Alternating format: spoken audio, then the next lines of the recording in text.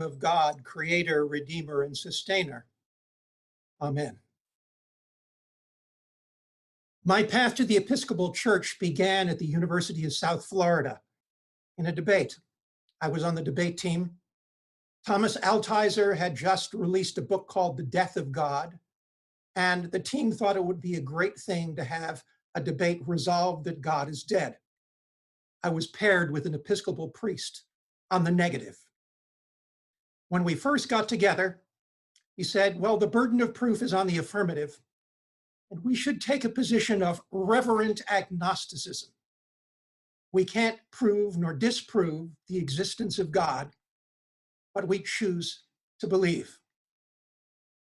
That opened my eyes to a new way of speaking Christianity, because I had grown up in a tradition where the Bible was factually inerrant, where everything in the Bible was true, was scientific, was historical.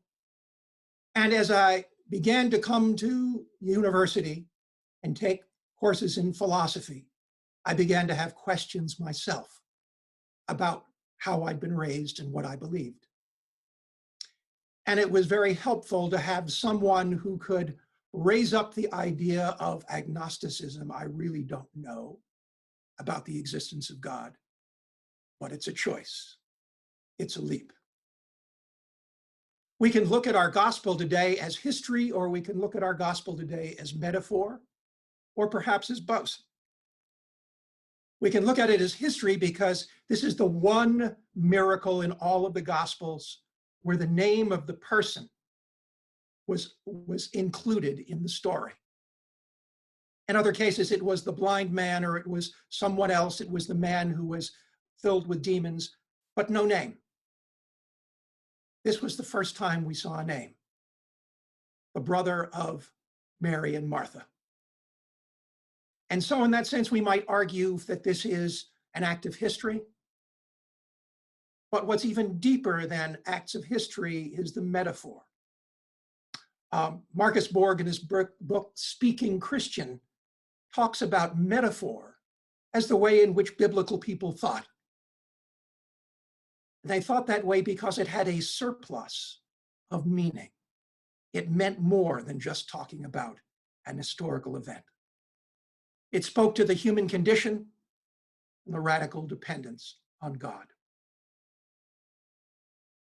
Verse 25 of the gospel is one of the key verses where Jesus says, I am the resurrection and the life. And Martha's first response to that is to say, I believe you are the Christ.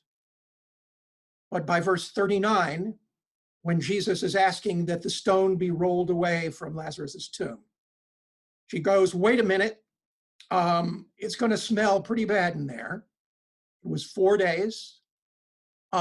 Jews believe that by the third day, the soul left the body and game over. But Jesus insisted, and we see this great story of resurrection. Jesus embracing a moment of life, a moment of healing, a moment where the individuals around him, if they weren't converted already, became converted. And the very next thing we see in the gospel is individuals going to the scribes and Pharisees and the plotting of Jesus' death because he was too dangerous. He had done too much.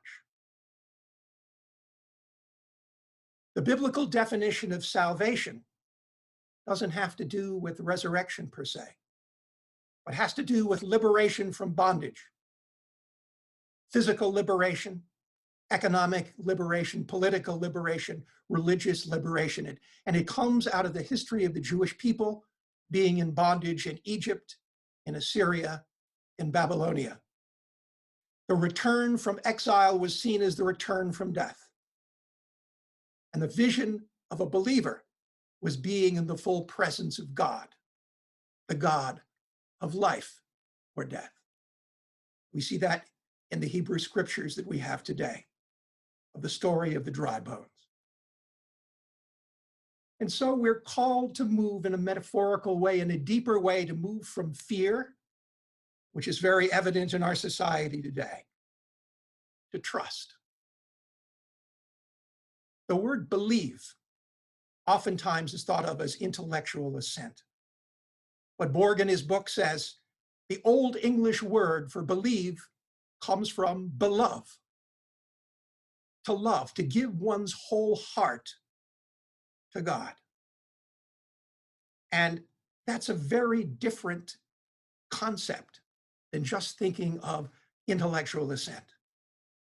The vision of the believer giving himself or herself to God in the deepest level. And in response, we see Jesus as the divine yes. Of faith, of loyalty and allegiance, of deep trust, which comes when we say, I believe in. In the creeds, we don't say, I believe that. We say, I believe in. I believe in you, you believe in me. It's a very different statement than just rattling off a group of things which might be considered history. It's about a deeper centering in God. And the wonderful thing about what we do and what we'll do in just a minute is in singing the creed. Where the word creed, credo, literally means giving my heart to God. And that we do it in song is something that Cynthia Bergolt talks about in her book, Wisdom Jesus, the importance of song, the importance of chanting, the importance of doing this because rather than being an intellectual exercise, it creates something that involves our entire self. And so we are invited to think of God as the one who is present in our life and beyond our life.